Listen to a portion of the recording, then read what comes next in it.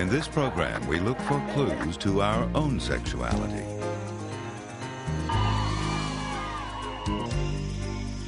In the lives of our fellow creatures and in our distant past.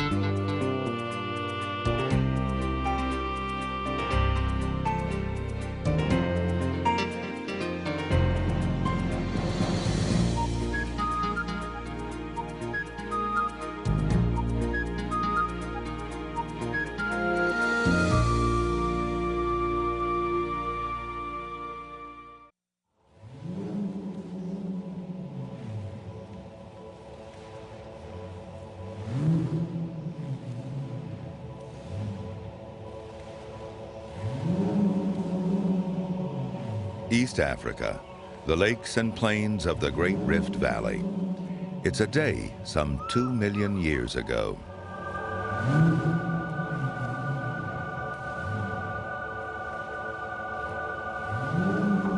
A group of apes moves along a shoreline, traveling, hunting.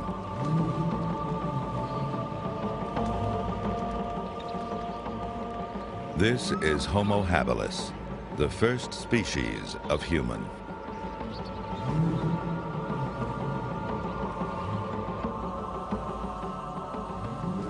These early humans were taking advantage of great changes in the world.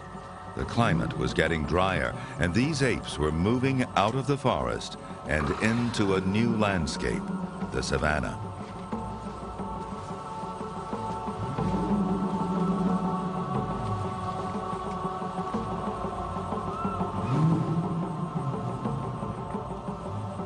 Nearly everything about us, our physiques, our diets, our social systems, and our sexual identities, we inherited to some extent from ancestors like this.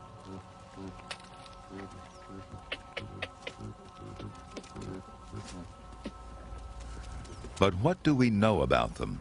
The main clues are only some stone tools and fossils, and not very many of those. The best we can do is speculate. We might begin by looking at the only other primate to have moved out onto the plains, the baboon. Baboons would have a lot of the same problems as early humans and might be solving them the same way. Both primates evolved from a line of forest animals, but in an open land, they faced a new problem: large predators. For defense, the early humans would almost certainly have lived like modern baboons, in groups.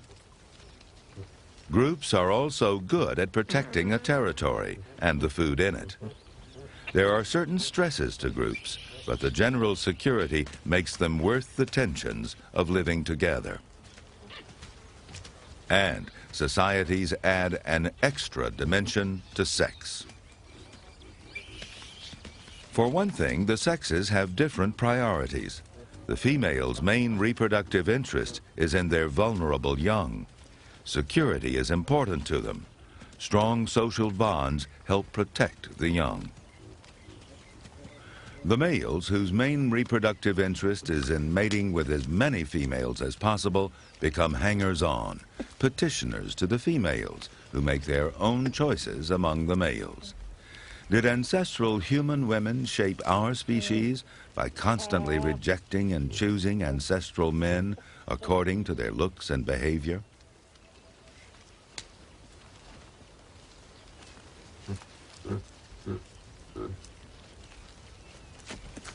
Baboon society is shaped by the same environmental pressures that early humans faced, but there are important differences between our two species. Even the first humans were much larger than baboons, and more importantly, they hunted for meat. Hunting would have been all but impossible for human females with infants that are helpless for so many years. That meant that unlike baboons, human males were important to human females long after the child was born. Perhaps there's another place to look for clues to how early men and women behaved. We can look back in the forest, where our closest relatives still live.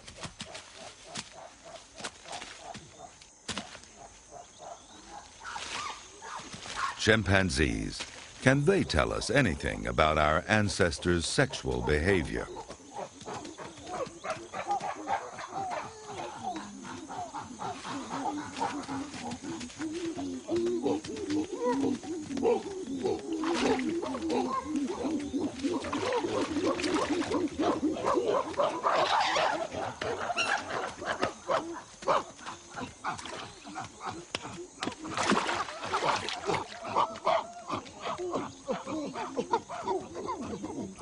Chimp communities are about the same size as baboon communities, 50 to 60 animals.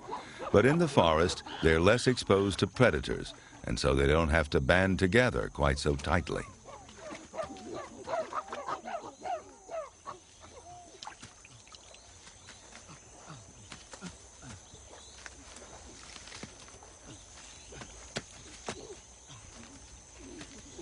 Just as the bonding is a little looser than with baboons, so is the mating system.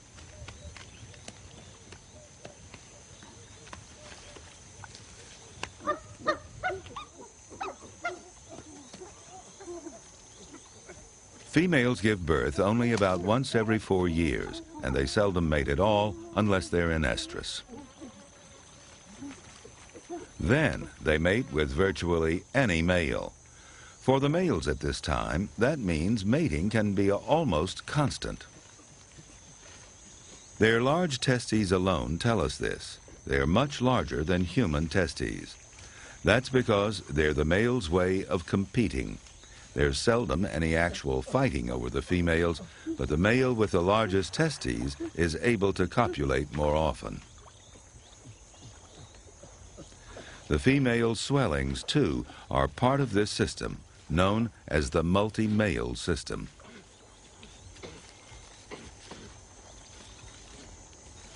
Their color, swelling, and smell tell the males who is in estrus and who isn't. The redder the female genitalia, the more excited the males become, and the more likely they are to enter the competition. Another clue to their sexual system is the animal's size. The males aren't much larger than the females. This usually indicates that the males hardly ever fight each other over sex.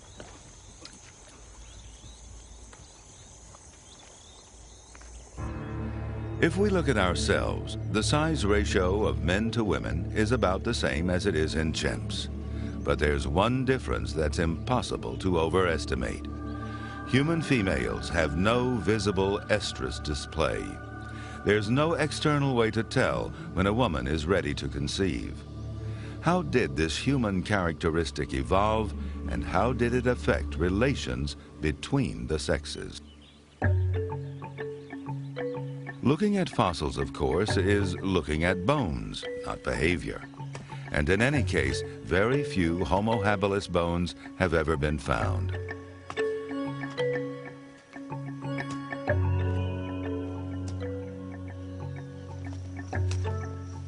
We do know that they used tools extensively, and that their feet were just as important as their hands.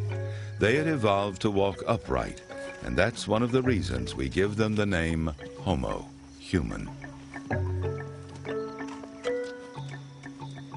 Because of the tools, we call them habilis, handy. Handy man.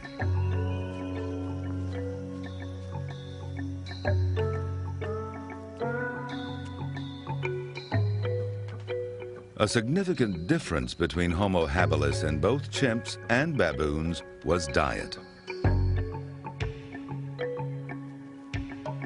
Primates generally eat fruit and leaves, but there's not enough of these on the plains, not all year round, and so the plains apes became hunters as well as gatherers.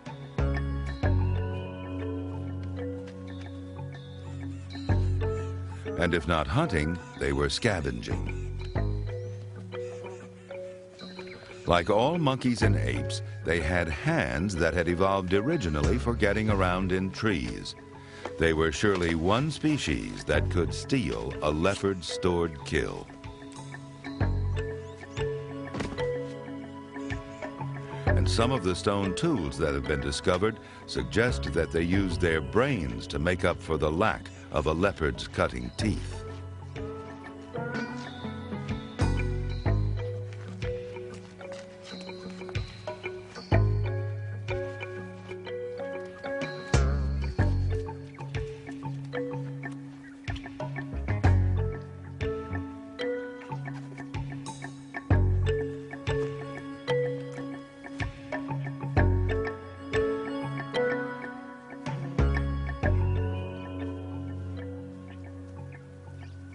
On the plains, they would have been as vulnerable to predators as baboons, and would probably have traveled in the same kind of tight, coordinated bands.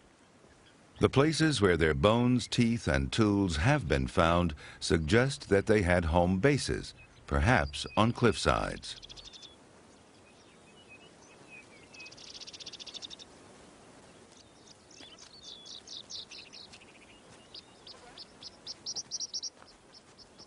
Their teeth tell us that large male canine teeth had given way to smaller, more human ones.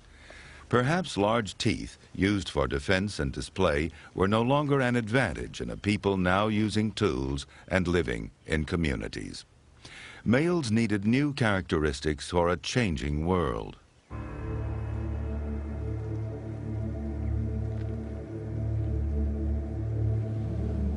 We may never know much more.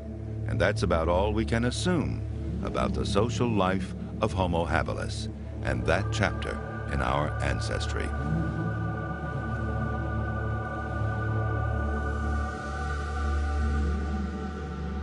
But 500,000 years later, another chapter opens. It's the same East African plain, populated by virtually the same animals that surrounded Homo habilis.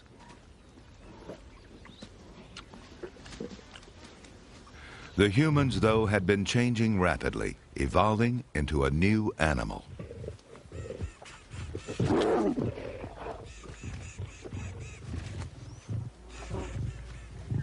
Homo erectus.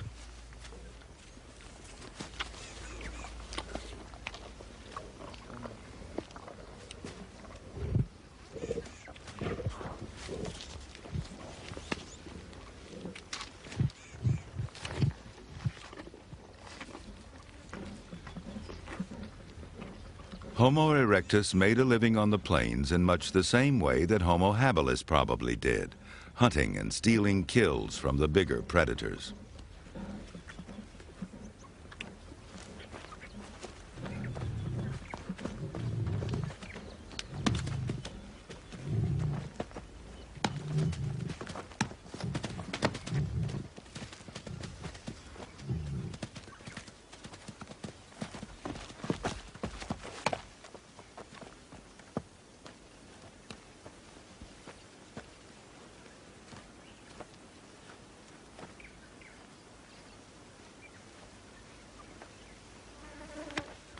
But this human's brain was a good deal bigger than its predecessors, though still appreciably smaller than the modern human brain.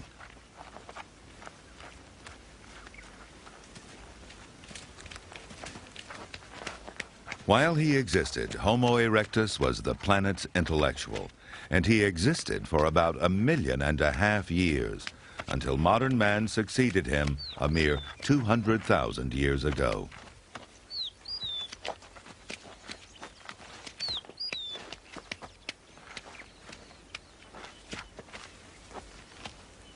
Homo erectus was a prodigious traveler. He left fossils not only in Africa, but in the Middle East, China, Java, and Europe.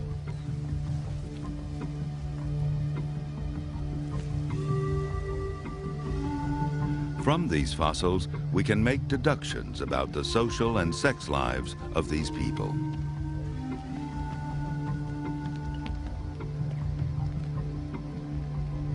For example, male skeletons are only 20% larger than female ones, about the same as humans today.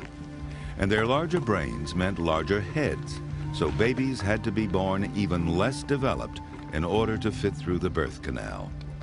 Now a baby demanded more care than ever, and its survival depended on the constant effort of both mother and father. It was becoming important for females to find a mate willing to be a partner in rearing the young.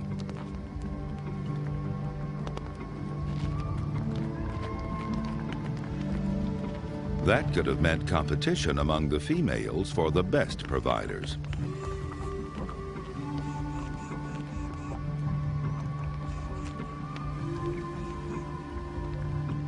For the smaller sex, competition is less likely to mean fighting than display. A female would have to signal health and fitness for childbearing. Swollen breasts could have evolved simply to attract males. Modern human females are the only primates that have permanently swollen breasts. Modern human females are also among the few female primates that don't signal when they are ovulating, when they are ready to conceive. That could have evolved as a way of keeping the valuable male providers guessing, of keeping them attentive all the time. These are the kinds of conditions that can allow for strong pair bonding. No one can know whether they were monogamous, but they were heading in that direction. In fact, monogamy, now the most common mating system among humans, could be a legacy that started with Homo erectus.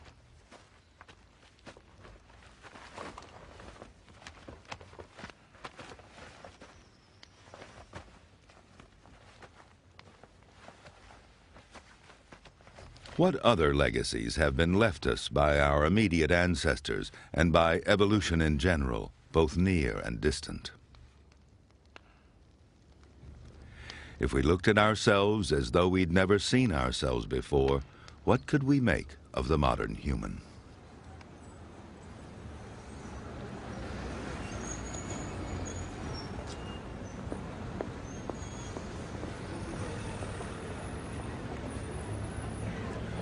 We would see an upright walking animal like Homo erectus, but slightly larger and with not very much size difference between the sexes.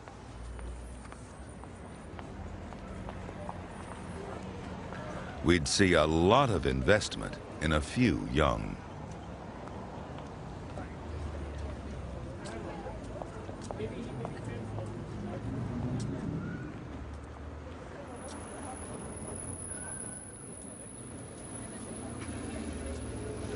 We'd see family groups that included males, indicating that fathers help provide for the young.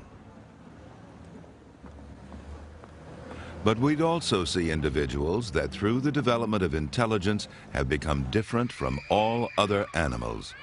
Humans are said to be the only animals who can choose not to reproduce, whose intellects can override their genes. Even so, having a family is the focus of most people's lives, and human families are rich and complex. They're full of relationships, brothers and sisters, aunts and uncles, in-laws and cousins.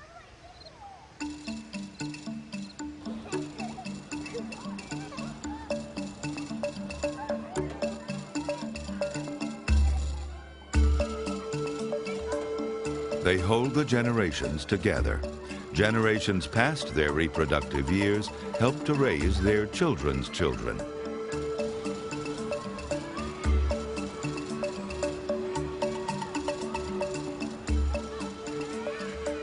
In societies as complicated as ours, families are our first all-important framework for learning about the world.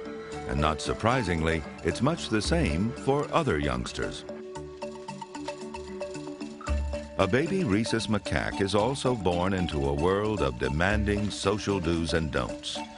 The babies themselves are irresistible to females too young to have babies of their own. This is the little one's aunt, a close female relation who feels she has a claim to the infant.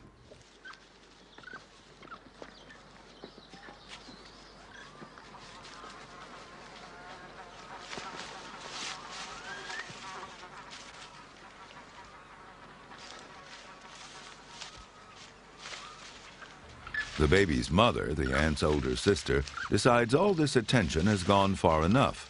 The aunt tries to pacify her sister by grooming her, a calming and bonding activity. They're joined by the grandmother, who grooms her youngest daughter. Mother macaques always favor their youngest daughters. Secure in her own mother's presence, the young aunt tries again for the baby. Tired of this struggle, the mother walks off. But aunt and grandmother aren't far behind.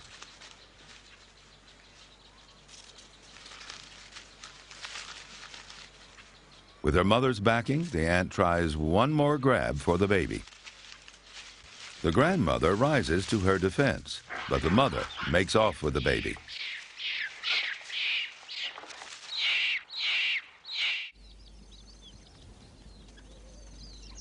Primates aren't the only ones that rely on their relatives.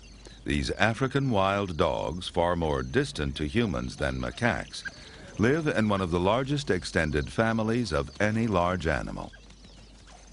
The pack is made up of aunts, uncles, siblings, all working together to feed themselves and one litter of pups, the offspring of the dominant male and female in the pack.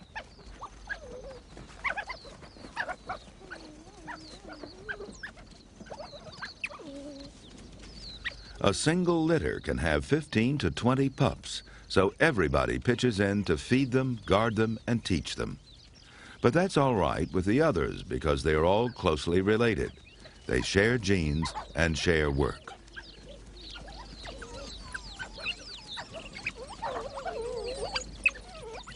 This kind of assisted monogamy would be chaos without a strict hierarchy.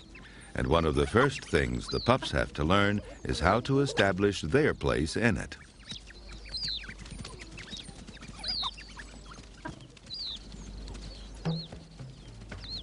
Feeding the family means bringing home meat. A pack is essentially a family hunting association designed to bring down prey animals that would be too big or too fast for one dog to bring down by itself. This takes organization, discipline, intelligence, and cooperation.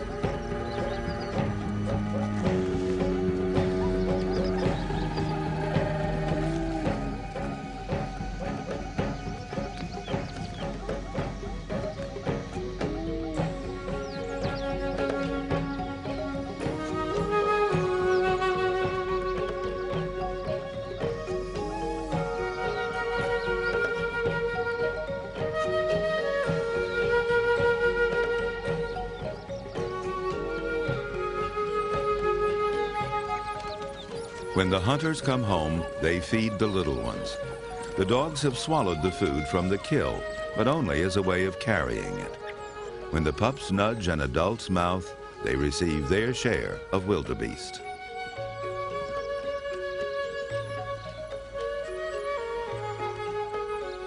It's largely the dog's diet that makes them monogamous.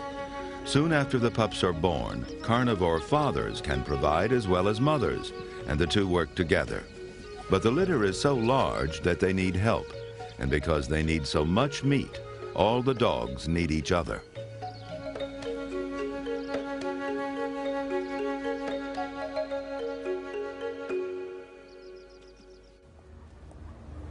The dogs lead a dangerous life and rely on the pack for survival. We no longer hunt down our own food, but our modern society has survival challenges of its own. The partners we choose have everything to do with the quality of our lives. So what characteristics do we look for in a mate? How do we choose among all the faces in the crowd?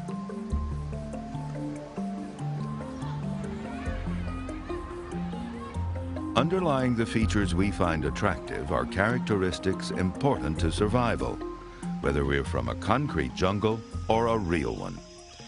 Sometimes, however, it's hard to tell just what some creatures see in each other.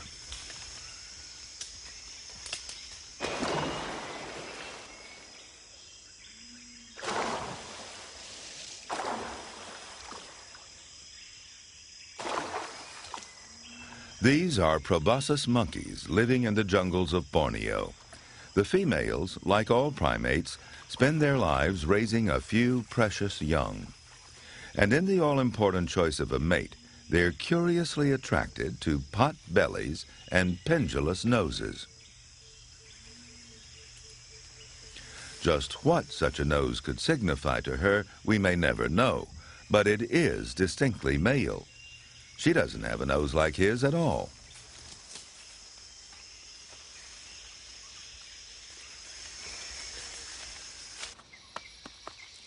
The fact that the sexes look different reflects the fact that they have different roles to play and different priorities in reproduction.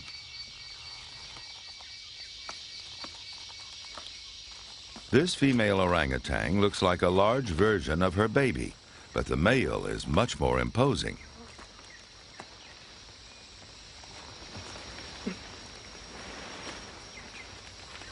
Male orangutans are at least twice the size of females and lead solitary lives. They're no help in raising the young. Their contribution is simply to offer strong, healthy genes to females. And so their bodies have simply become bigger and more powerful.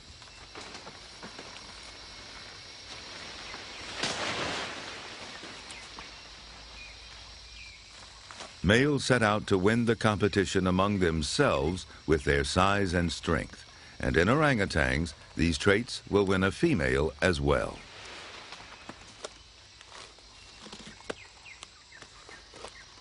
But for other males, there are two different contests, because beating the other guy doesn't always mean getting the girl. Human males are also primates that are larger than their females, but only by about 20%. This tells us that size and strength are important for men, but not as important as they are for orangutans. There must also be other criteria by which men are judged.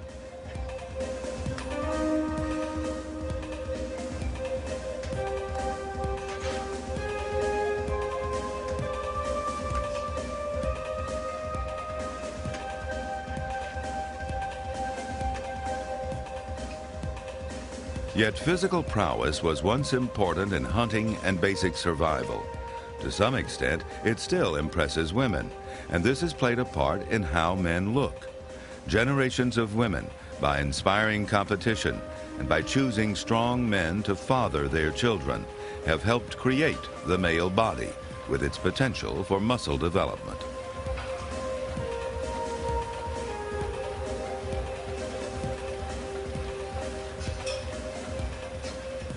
A woman trying to develop her muscles in competition with men is beaten from the start.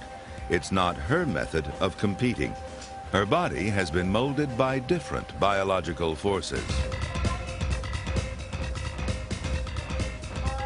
And by men selecting women on their apparent ability to produce and take care of children, healthy-looking breasts, childbearing hips.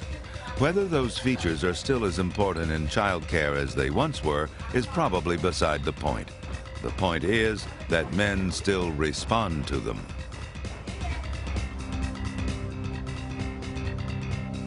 But not everything we respond to sexually has a reproductive function. A male peacock's tail is no use at all, except as a symbol, a sign of good health and good genes. It's a signaling device that's developed in peacocks simply because peahens respond to it. For humans, outlined eyes and red lips do the same. They call attention to our primary signaling features, the eyes and mouth. Men will respond to that even when they know that the lips have been painted, exaggerated. It's a kind of genetic reflex.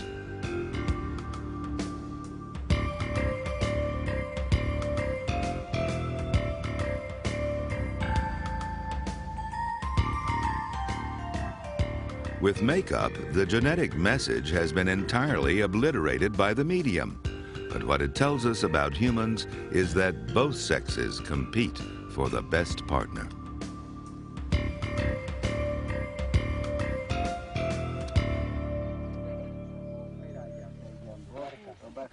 And when men compete for women, there's no reason why they can't use makeup too. It's in the best tradition of the peacock's tail. These are men of the Wallabies tribe in West Africa, getting ready for their display ceremony. The women observe and judge. The ceremony the men prepare for is a beauty contest. For the Wallabies, beauty is everything. They own almost nothing and wander with their cattle across the dry reaches of the Sahel. With elaborate face painting, singing, and dancing, these beguiling people celebrate their greatest possession, the human body.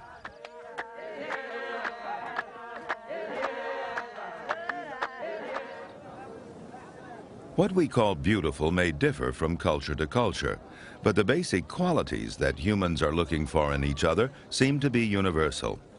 This is a bride market in Morocco. Men and women come here for the unashamed and honest purpose of shopping for a mate.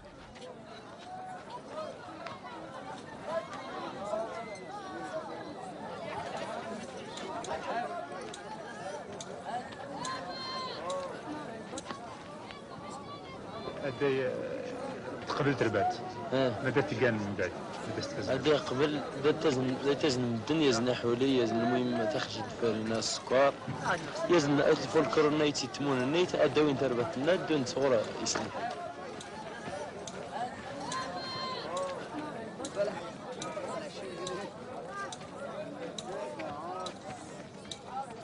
يعني غير ما تريزنا التيريز اليازنا تيري شنو اليازنا شويه حرام الياز زوين وريدا شن رمونا هذه تامس شل دمونا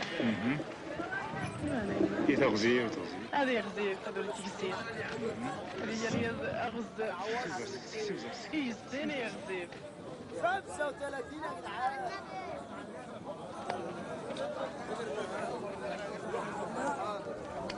Men and women have many ways of evaluating each other.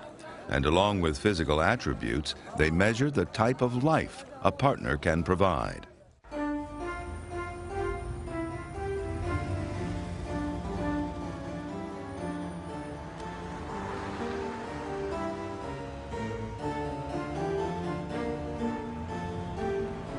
The male who's already collected valuable resources is, in effect, a certainty as a provider for the young. In the world humans have created, the resources themselves are of human design.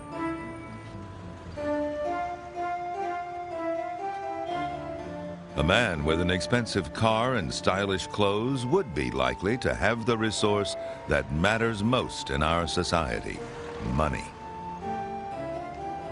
A woman may evaluate a man's wealth as an indication of the investment he could make in her children.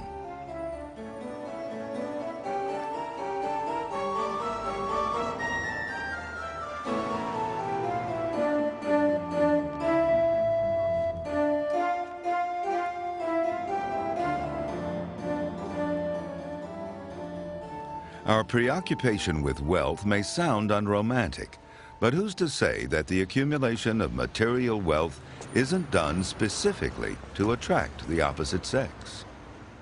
The male satin bowerbird of Australia is busy doing just that.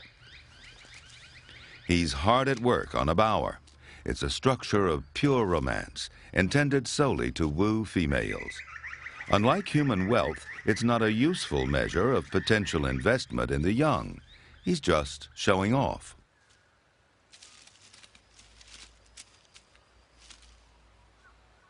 Using carefully selected twigs, he builds 2 columns and given time, an arch across the top.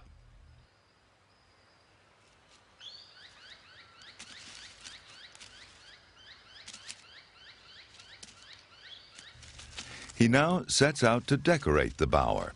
This particular species of bowerbird has an affinity for blue.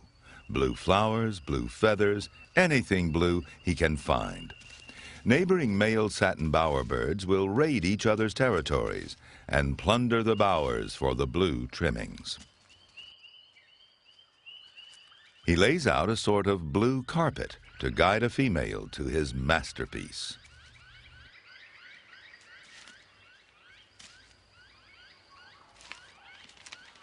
Finally, a female spots it and drops down for a viewing.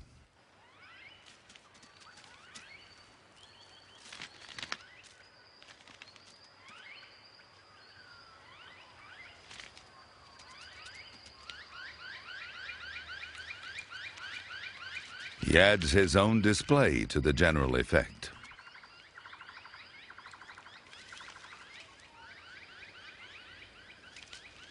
Then she sends a signal, perhaps by stepping between the columns and not stepping out again. And the bower serves its purpose. That's all it's for. She'll make a nest herself somewhere else, somewhere hidden and safe. It's because females can be so choosy that males go to such great lengths to please them. Even the best male, the most dominant, is not always the female's first choice.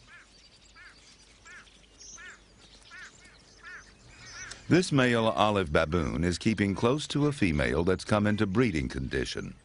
He's been attentive and gentle with both the female and her baby in an effort to solidify the relationship. In spite of their friendship, the male must still be on the lookout for rivals who want to oust him.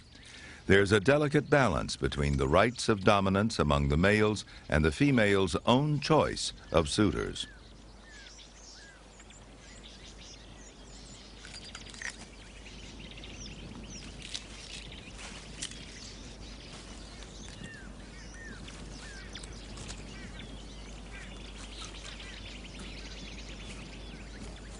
Sure enough, the pair is not alone. The male on the left watches the female as he eats. And on her right is another male hoping to move in, hoping that she'll choose to mate with him.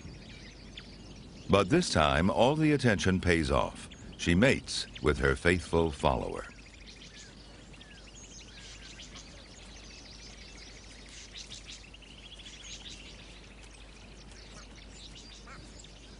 Often, the only way a male can be sure the offspring are his is to make sure that the female is his.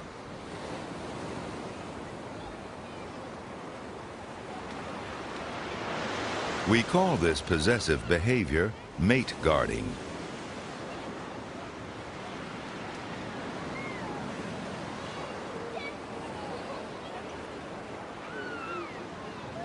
To make sure that she never has a chance to mate with another male, he has to guard her. He has to be possessive. and he has to signal that state of possession to other males. There are plenty of ways in the grammar of body language to do that.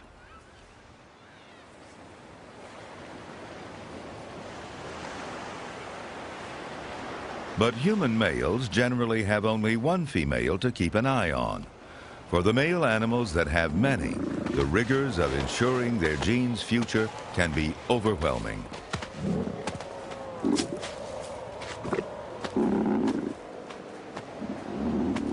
On the beaches at breeding season, male elephant seals have one of two options: a huge harem or nothing.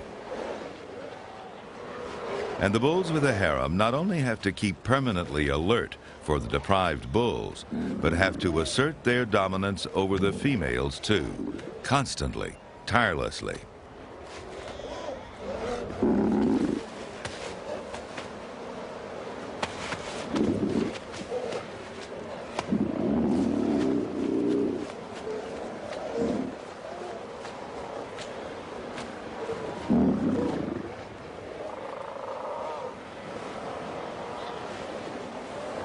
A female can have only one pup at a time. She's let the male get next year's pup started, but her main investment is in this year's, in its individual life, in quality as opposed to the male's push for quantity.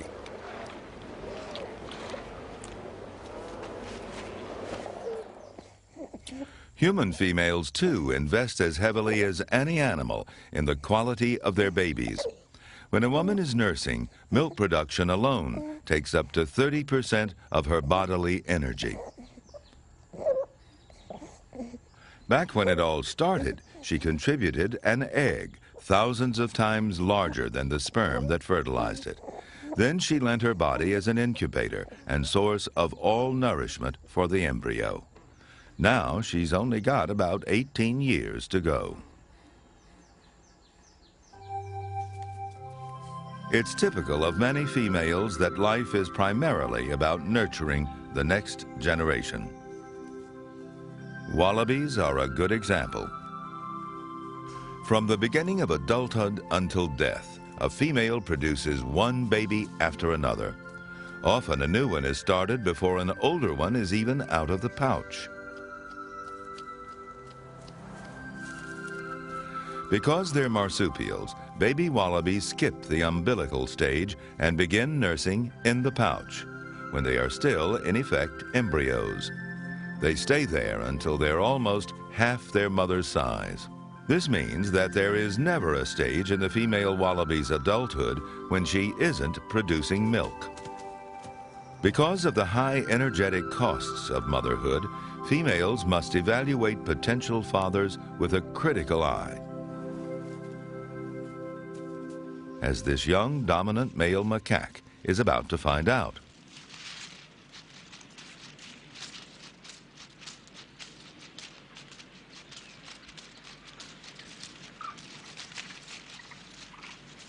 With the help of his powerful female relatives, he has become the leader of his natal group.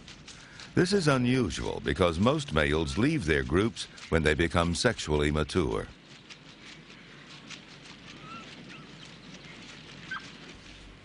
He approaches a female and gives her a hip push as an invitation to mate.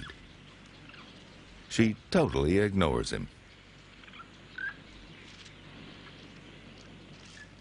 This indifference is quite a blow to one used to getting his own way.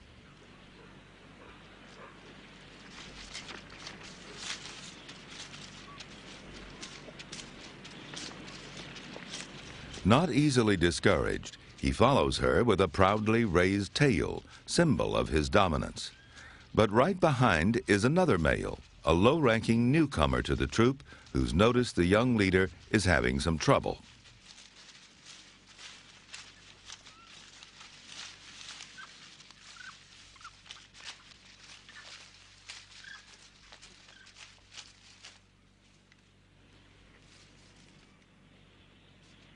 And sure enough, when the newcomer is left alone, the female returns and begins courting this comparative stranger. Despite his lack of status, she clearly prefers him over the young leader.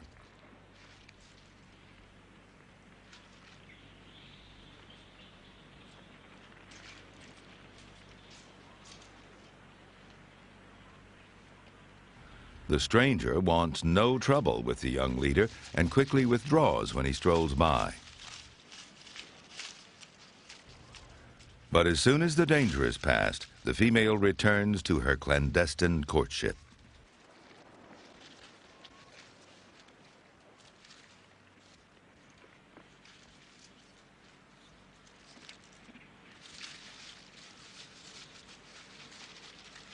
Despite the young leader's dominance, this female's behavior is telling him it's time to leave the troop. The female's innate attraction for newcomers is a way of ensuring genetic diversity in the group. He'll have to find mating partners by becoming a newcomer himself. A predilection for genetic diversity and social taboos against inbreeding can be seen in all human cultures. We protect ourselves from genetic disease when, as children, we learn a sexual aversion to our siblings. The best evidence of this comes from studies of Israeli kibbutzim. Almost everyone in this kibbutz is unrelated, and yet the lifestyle is like a large family's. The children are raised like brothers and sisters.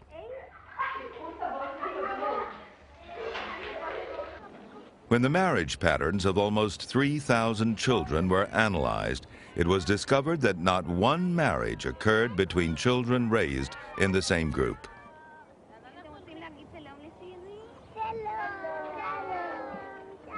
The aversion to brother-sister incest is so strong that it can be triggered just by close familiarity.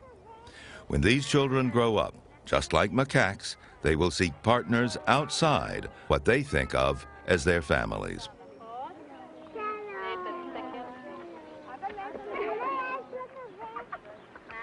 Throughout this program, we've seen that our sex lives have much in common with those of our fellow creatures. But as we discover more about the nature of the human animal, the question is, what, if anything, makes us different? Some might say it's the way we walk. Others claim it's how we talk and think. But surely there is something else we pass along and leave behind that also sets us apart. Human culture, which finds expression in art.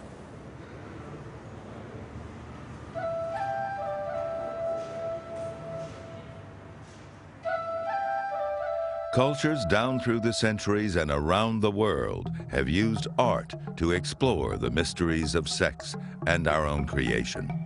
The forms of male and female well up in the imagination to express our primal urges. These images are so strong, so fundamental, that they are able to sell us virtually anything.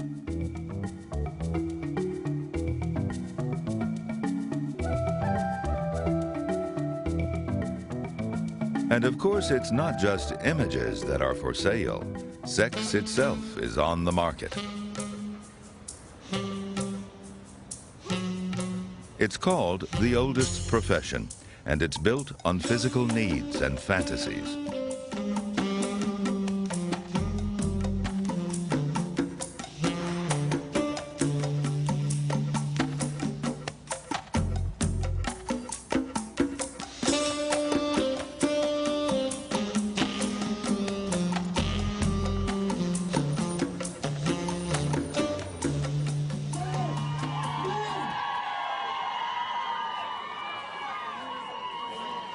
Our fantasies can be turned into entertainment.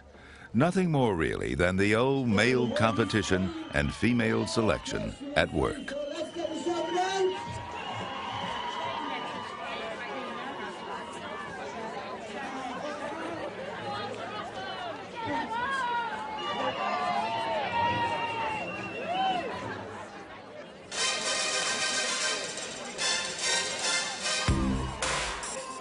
Our rituals of courtship and display often take place in an arena of pure fantasy, with lights and music designed to stimulate our imaginations.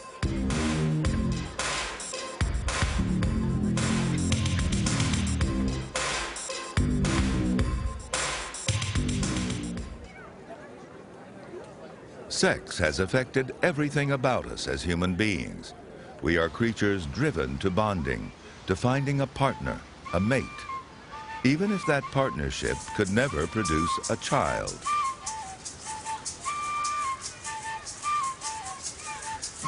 And even if those years are far behind us, we have discovered that we are not so different from many other animals, and that the roots of our sexual identities lie in the survival needs of the past.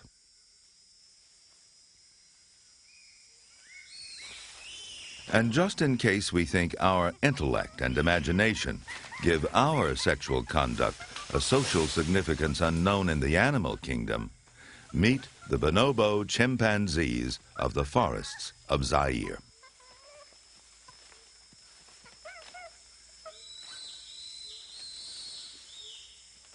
A legend of the Mongandu people of Zaire tells of how these chimps and the ancestors of humans once lived as brothers.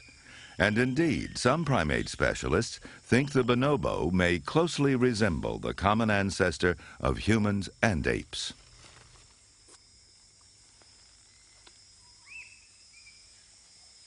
They are our closest living relatives, closer to us than they are to gorillas.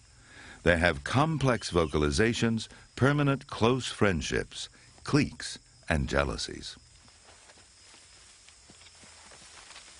And in this society, sex is a basic form of communication. It seems to infuse everything from simple expressions of affection to the establishment of hierarchies. Bonobos sometimes mate face to face. We once thought only humans used such an intimate position.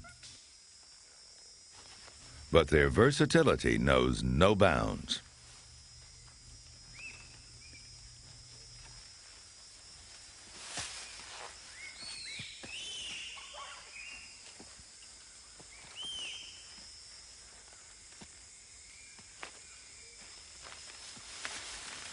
Every member of the troop is a potential sexual partner. Females rub genitals with other females, as do males with other males. Even the youngsters get involved.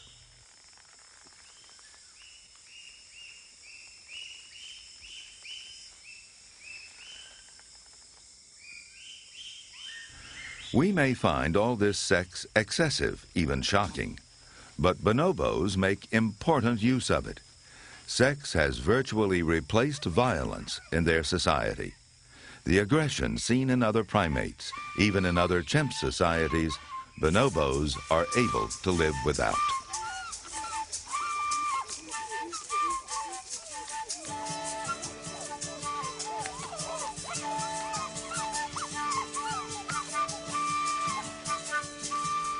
In this African rainforest, far away from our strife-torn civilization, sex is managing to keep the peace.